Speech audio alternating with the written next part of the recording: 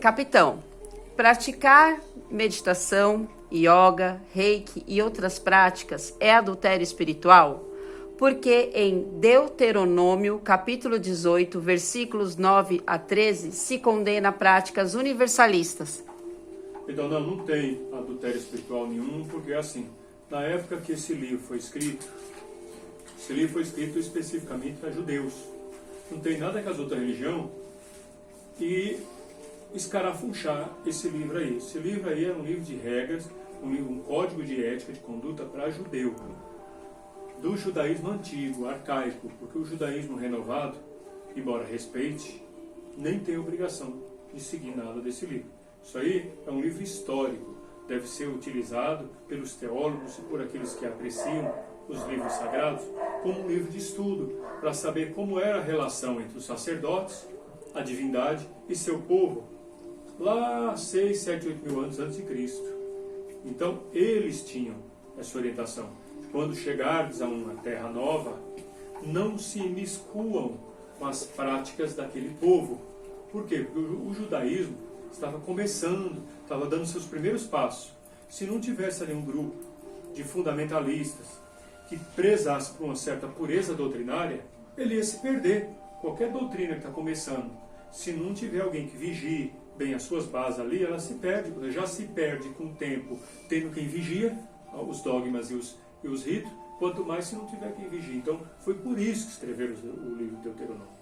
Para que os principiantes, os pioneiros do judaísmo, prezassem por uma conduta que seria a base para todos os judaísmos que surgiriam com o passar dos séculos. Somente para isso. Então eles condenavam-se às práticas para que as pessoas não desvirtuassem algo que estava começando. Era por isso. Então não adianta hoje as religiões diversas se basear num livro que nem diz respeito a elas e ficar usando esse contexto sagrado, que era sagrado específico de um determinado povo, para condenar as práticas dos outros, porque Deus escreve certo por todas as linhas, tanto tortas quanto retas, e Ele sabe se existem essas práticas no mundo, se existe essa imensidão de ritos e religiões e doutrinas no mundo, é porque Deus permitiu. Se não fosse útil para a evolução de cada um, Deus já tinha banido da face da terra. Então, não existe adultério espiritual nenhum. Existe ignorância sobre a palavra de Deus. Muita ignorância. E fica usando o contexto divino para destilar suas imperfeições e destilar perseguições desnecessárias contra quem é diferente. Ok. A segunda pergunta é: uma vida de oração realmente salva ou tem algo mais para se obter a salvação? Oração não salva ninguém.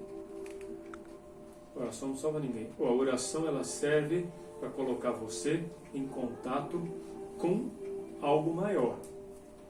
O que vai salvar mesmo é a consciência de que somos todos um só. Isso é salvífico. Não existe nada salvatoriano externo. Oração é um gesto externo. Cantar ponta é um gesto externo. Fazer ritos é um gesto externo. Confessar os pecados, para quem acredita que existe pecado, é um gesto externo. O que salva é aqui dentro. Você entender que somos todos um. Se somos todos um é porque o mesmo Deus que existe dentro de mim, existe dentro de você também. Quando eu consigo ver no meu próximo um semelhante, não um concorrente, eu estou salvo. É isso que salva. Não tem outra coisa. As práticas são importantes para alimentar a nossa fé. Oração tem que fazer sim. A gente recomenda, se possível, manhã, tarde e noite. O orar e o vigiar, que é olhar para si e todo dia ver, eu consegui ser melhor que ontem. Terminar a semana, essa semana que passou, eu fui melhor que a outra semana. Esse mês que passou, eu aprendi o quê? Em que eu me tornei melhor? O que eu preciso melhorar no mês que vem? Isso são práticas, ajudam e muito. Mas é a consciência da unidade divina, em que somos todos um, isso é salvífico. É isso. Obrigada.